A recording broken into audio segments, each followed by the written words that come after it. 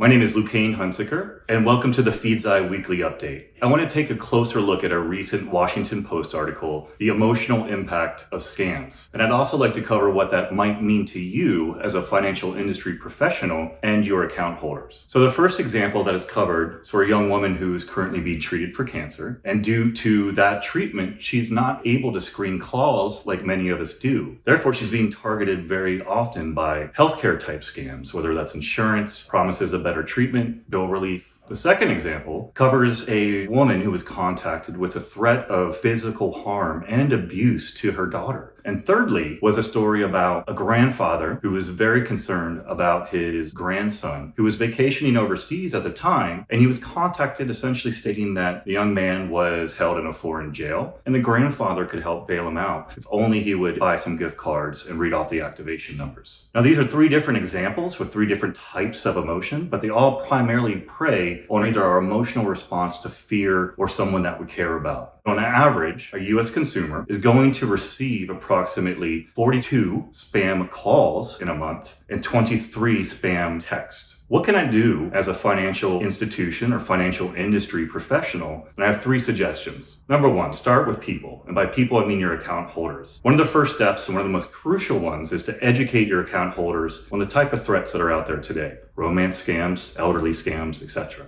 Now two, technology. There has been some efforts that will be launched this year from major carriers within the US to mitigate this type of scam type of behavior. I'd also recommend ensuring that your InfoSec team take a closer look at the ability of your app to be hijacked, or perhaps your web domain for your institution isn't far too off from a couple of squatters that might be trying to redirect people from your website to their own. And then lastly, let's think about this from a broader perspective. Many corporate boards are talking today about ESG initiatives. There is a quote from a UCLA professor essentially stating, "We see a heightened rise of depression, lowering of life enjoyment, and an overall rise in anxiety for those that have been impacted across the spectrum for these type of scams." Those do carry real health risk over time. Given the emotional impact cited in the article, you might be thinking about this from a social angle and perhaps partnering with a mental health website or counseling for those who truly were the victim of fraud, even when you were able to recover the funds. That's been the weekly update. Thank you very much for watching.